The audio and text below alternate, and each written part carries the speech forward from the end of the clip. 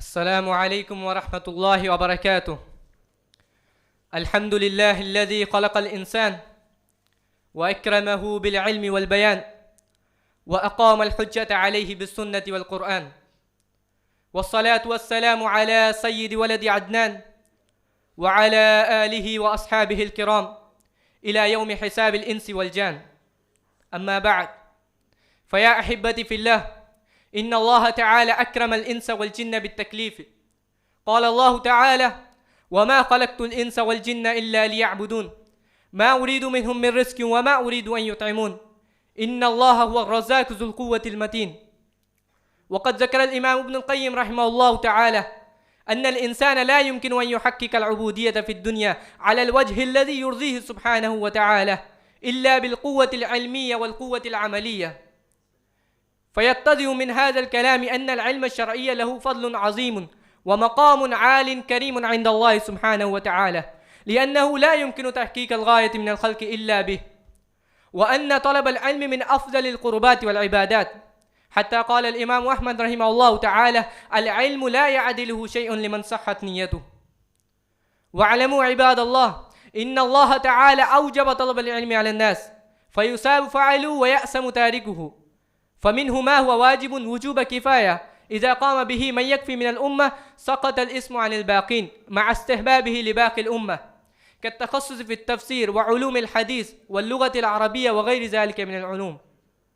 ومنه ما هو واجب وجوبا عينيا يلزم كل مسلم عاقل وبالغ، كتعلم قراءة سورة الفاتحة، وصفة وضوء النبي صلى الله عليه وسلم، وصفة صلاته، وأصول العقيدة وغير ذلك.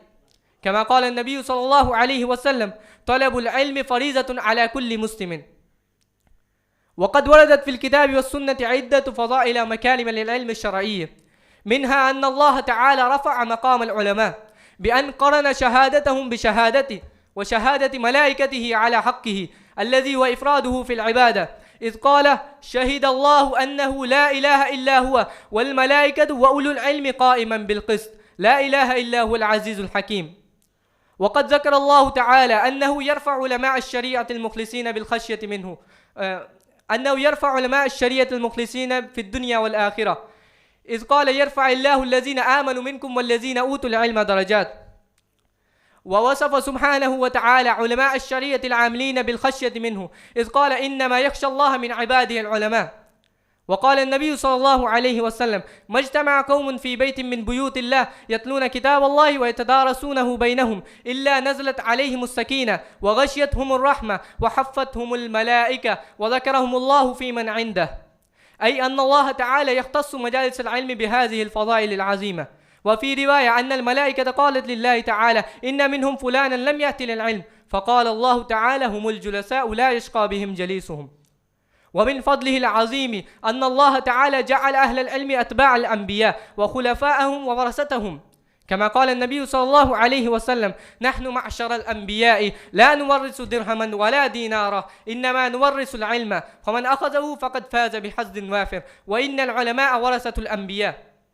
وأختم كلامي بقول ابن مسعود رضي الله تعالى عنه أنه قال: إن الرجل لا يولد عالما، وإنما العلم بالتعلم. هذا ما عندي، وبالله التوفيق، والسلام عليكم ورحمة الله وبركاته.